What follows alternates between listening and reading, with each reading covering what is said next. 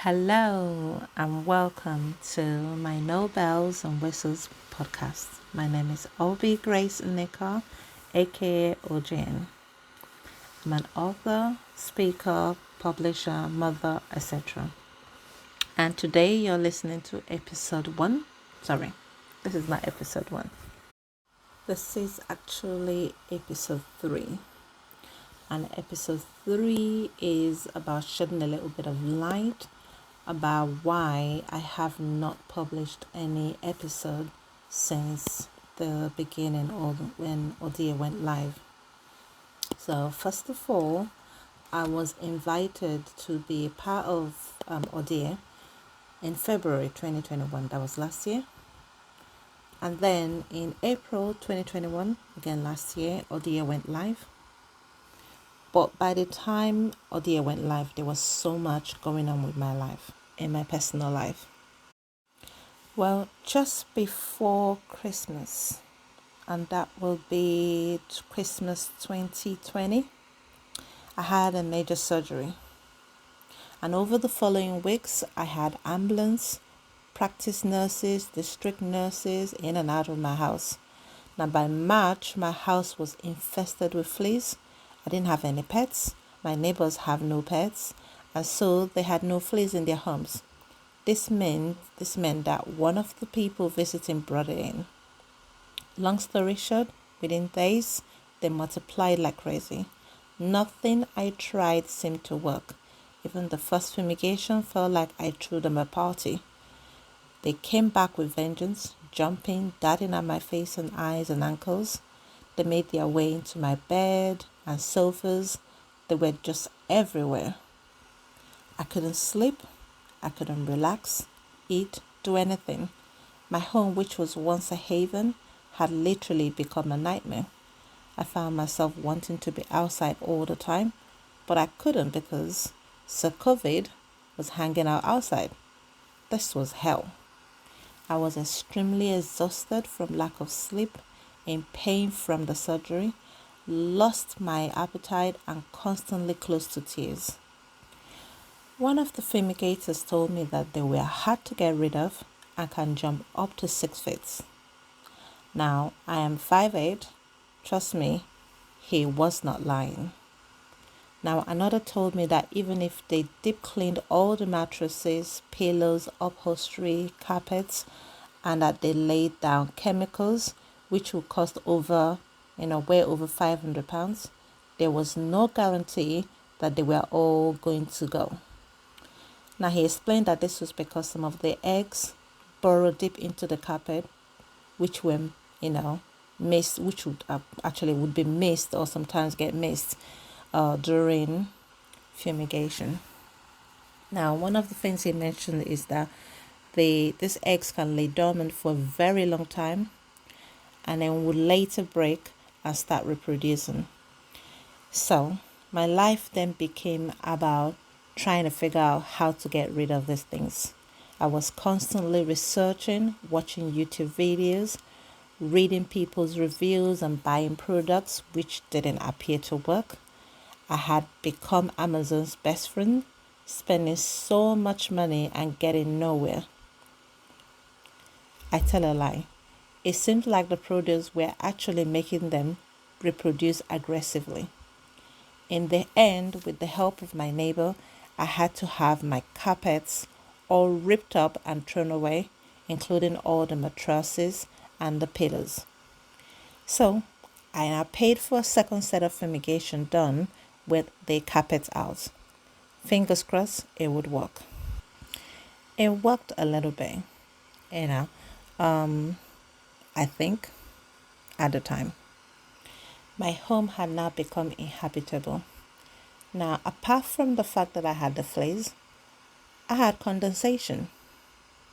This was because my home had no working extractor fans. Now, I live in a block of flat and my house is a 2-bedroom accommodation. Very beautiful area. Unfortunately, the way the house was built, the extractor fans are supposed to use a fan at the top of the building to extract whatever it is that needs to be taken out of the property through the vent and out of the house. Unfortunately, the fan wasn't working. It will cost lots and lots of money for it to get fixed. And over time, I would ask and ask, what is going with the fan? Would they come and fix it? And unfortunately, nothing was happening. And they just kept going on and going on. So now I had all the steam and everything built up in the house and now forming mold in the property. In the end, I had to now get property removers to come and pack up all my things and put it in storage. And in the meantime, I had to move out. I moved into my mother's house for about 4 weeks and then moved into a hotel with my son for about 3 months. While this was going on, bearing in mind that I just had a major surgery, I'm still very unwell. I had to now start dealing with having my home, repainted and the the mold sorted out. The tiles in every floor in my house had to be ripped up. So because of the asbestos that was underneath the tiles, and then the whole surface had to be, what did the man call it? Creed or something like that. So basically just mixing something that looked like cement and putting it all over the floor to make sure that, we were not exposed to asbestos. Now, all this took a long time because every time you ask somebody to do something, they give reasons why they couldn't do it now, that they will come today, they don't come, and it just kept taking so long. By the time all this was now done and the flat was dry, I had to now recarpet. But because I didn't want to run the risk of any more fleas being reintroduced into the property, now I had to put vinyl on the floor. But I couldn't put wood vinyl because the fumigator told me that sometimes they burrow in between the wood and stay there, and after a while the eggs will hatch and then they'll come back again. I've been through hell enough. I didn't want any more of that. So now I had to now put vinyl on the floor of the whole house. I didn't know how that would work because I live in a country where it is cold half of the year and really cold half of the year. So I don't know if it was going to be enough to keep the property warm. Fast forward, yes, it does. The house is warm, I'm comfortable in it, and so on. Now, trying to get the carpet put in was another thing. I booked some people, paid them deposit, and then when it came to the time to do it, they now couldn't do it. And said to me they didn't have people to come and do it and wanted to push it to another 1 month. And I've been in a hotel for so long, I didn't want to be in there for too long. I was spending so much money. All my things for working were all in storage, and I hadn't got any money coming in. I couldn't keep affording to just keep spending money and nothing was coming in. So I asked them to refund the deposit, and I had to go on and find another set of people who would, do the carpeting for me or put the vinyl in. They came, they did their job. The property started taking shape, but unfortunately, like my neighbor said, they did what is called a guerrilla job, and basically it was done, but it wasn't perfect. But at the time, I didn't care. I just wanted my home back, and I just wanted to move back home. I was tired of being in a hotel where there was no kitchen, there was no fridge, so I couldn't make any meal. And even if my friends wanted to make meals to give me, they couldn't because I couldn't store in the fridge. Every single day we were eating out. We had to go out. I had to go out and buy lunch for us to eat. Then we had to go out in the evening. And, this was not sustainable, especially during COVID period where a lot of people were losing their job and prices of things were going up and there weren't a lot of things in the shops. Now, the next thing that needed to be done was the ventilation, and this just kept going on from around January all the way to July, August. The ventilation still hadn't been done. We're in June 2021, and yet the vent still has not been done. So I just have to manage it. But the only way that I felt that I could cope was now to reduce the amount of things in my home. So I had to get rid of a lot of things, give furnitures to, not, settees and so on, but wardrobes and a few things to charity. Shoes, clothings were all given to charity, but they all had to be cleaned out and before they were given out. I had to become a minimalist in order to make sure that I had proper ventilation going across my home. Then, when all this had been done, the carpet had been laid, the window, the floor, the walls had all been, cleaned and the mold treated and painted. I then had to change not the curtains, but they had to remove where the curtains hang. So I had to go out and buy new ones and get it fixed. All this while, I have money just going out and nothing barely coming in. My expenditure had become way more than my income at the time. So as soon as I could, I called the storage people, asked them to bring back my things that were all in storage. A few of them had to be put in the building's storage space to be given away because I just couldn't bring them in. Some of the things they damaged either when they were bringing it in or when they were taking them out, which meant they had to all be thrown away. So I had lots of the wardrobes and tables and so on and so forth that were destroyed. So again, I had to then go out and buy new ones to replace them. Now, because when they were packing my things, they didn't pack them properly. The only reason that I'm mentioning this is in case you use a storage people to pack your things and at the end you want to throw away some stuff, make sure that there's nothing inside them. I had a dressing table because I decided that I had to get rid of dressing table just so that I have more space in my bedroom and so that air can circulate properly in the room. One of the things that I got rid of is my dressing table. Another thing that I got rid of was my antique wardrobe. Very beautiful wardrobes, but I had to get rid of them because they didn't allow air into the wardrobe, which meant that my clothes were now forming molds. So I had to go and buy new wardrobes that were very thin and had air easily going into them. Now, in the wardrobes and the dressing table, there were a lot of things that were stored in it. I had very expensive perfumes that I loved that I've put in there. A lot of my children's toiletries were in it. My hair products, because I'd now gone natural, so I was using natural hair products, which were quite expensive. They were all in there. And I had my jewelry also all in there. In my wardrobe, there were some shoes that were in it.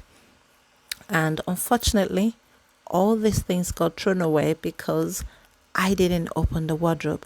I just told them that I didn't want the damaged wardrobe brought into the flat and to put them in the storage space.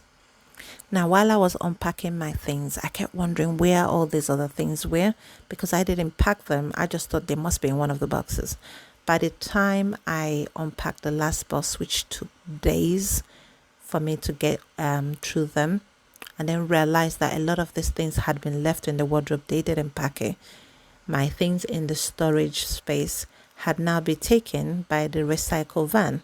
So now I've lost all those things.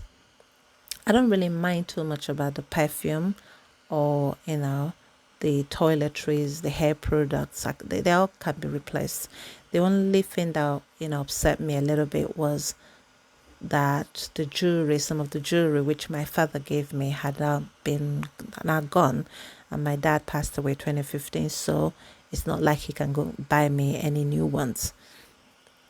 So that, hurt me.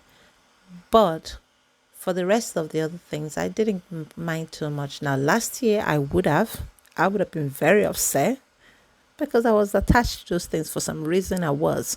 But over the last months, I went through hell. I went through depression, anxiety, break down.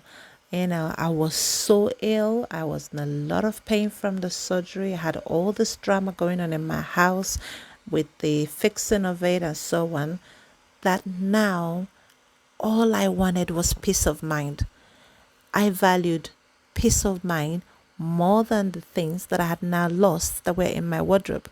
I didn't care about some of the clothes and shoes that didn't pack that got missing. I guess everything that I went through had changed my perspective on life, and now material things didn't mean as much as they meant, the past years.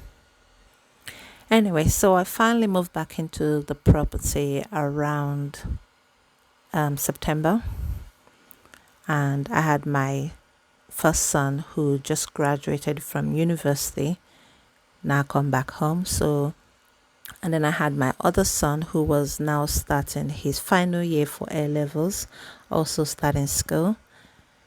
And with all that going on and all so much new adjustments, and the fact that because I threw away a lot of furnitures, I had to find places to put certain things. And now felt like I just moved into a new home and I didn't know where anything was. It took a very long time trying to adjust, trying to figure out where things were and get my head right. But as if things were not enough, I then got attacked in my home. One of the staff, I requested for a humidifier and it was brought into my house. And one of the staff who brought it showed up a couple of weeks later to my house to collect it for no reason. And when I told him he couldn't take it, he tried to force himself into my house and take the humidifier. And in the process, he hurt me physically because he pushed himself and elbowed me exactly where I had the surgery. I think I had about 8 or 10 inch cut in my lower abdomen. I don't remember right now, but maybe I'll check it later. Because of everything that's been going on, I hadn't rested properly. It didn't heal properly. The area didn't heal properly. I still have a lot of pain, internal and external, which I was still having to get investigated. So with the attack and everything that been going on, I was really, really traumatized and now required, therapy. Unfortunately, the therapy wasn't working. And when I reported the incident, the company didn't do very much about it, which left me feeling very helpless and very unhappy. Then by December, I then caught COVID and my children caught COVID, which became another nightmare to deal with. So I thought 2020 was a bad year because that was the start of COVID in the UK. But for 2021, it was actually worse. Personally, it was worse for me. I don't know about every other person what was going on in your life and how you managed to cope, but it was really, really horrible. And I was ill with COVID the whole of the Christmas season. And for some reason, I had what was called long-term COVID. So January, I decided that I was going to change my outlook and I was going to change everything going on with me just simply by dealing with the inside of me, my mindset, my outlook on life and so on. And while I was doing that, I also thought that I needed to move my career forward. So the best way to do that was to enroll in some mastermind and personal development courses. And while I was doing this, I learned about paradigms and also learned about seizing the day and learning to, not let the things going on in your life stop you from achieving whatever you want to do or going after your goals and your dreams. I started learning about my own paradigms and how they were stopping me from achieving what I wanted to do. I started learning about law of attraction. I started realizing how everything that had happened last year, how somehow I had, being the one attracting those negativities and all the horrible things going on in my life. I'll explain all that law of attraction another times. But the whole point is, once I started learning about the laws of nature, and about my mindset and my mind, and how my mind controls my body and my results, and how instead of waiting for a hero that could help me, I have to be my own hero and start helping myself. And instead of feeling sorry for myself and being a victim, I can become a victor by changing my results. And the only way I can change my result is to change whatever is going on inside of me. So over the year, I set into motion into getting some goals put out and achieving those goals. Now, one of those goals happened to be putting out my audio, which you are listening to right now. Now, I have a few podcasts. Some of them are on relationship, other ones on business, other one has to do with women related topics and what's going on with women. I have another one which is around fiction. And this one, which allows me to vent and share with you the things that are going on in my life and how I'm overcoming them. Another thing that I've learned is, that things happen for a reason. They shape us, they help us grow, they challenge us, they make us start seeing things in a different way and start appreciating things that we should be appreciating and letting go of things that we shouldn't be holding on to. So, for instance, where I held on to properties that I felt that were very important to me and meant everything, and would, under more circumstances, would have, let it mess up my day, my emotion, and then start upsetting other people by the attitude that I have towards them because of the things that I lost. And I'm talking about the things that I lost in my dressing table, my wardrobe, and other things that I had to give away in order to make sure that my home felt comfortable enough for me to be able to stay in and feel happy in. And then I started realizing that that was not as important as having peace of mind. There's nothing like having your own home. It was very nice. The hotel was very nice. It was changed all the time. The beds were and the room were clean. There were a lot of things that were in there. The staff were amazing. But there's nothing like having your own home, being in your own home.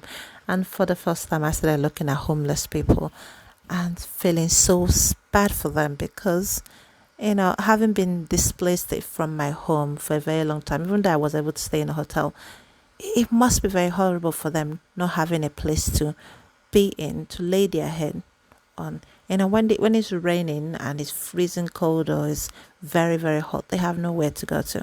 So when things like that happen, they make you start looking at life in a different way. And hence the reason I call this perspective with OGN, because you start seeing things in a different way and understanding that, sometimes when we think that we're having a hard time, we are actually better off than some people. And so we should be grateful for those things. And not just be grateful, but also say them out to yourself. I am grateful for this. I am grateful for that. I'm grateful for that other one. And I've been sharing this with my two boys and trying to help them start seeing that in life things do happen, but hold on to the good times and show our gratifications for the things that are working very well. And then you see that you start attracting more nice things into your life. Well, I hope you enjoyed this podcast, and I need to keep it very short. So I might continue some of the things that I've been sharing with you in my next episode. And I hope you do come and join me. Thanks for listening. And don't forget to like, to share, put your comments, or even share your own story with me. See you soon. Take care. Bye-bye.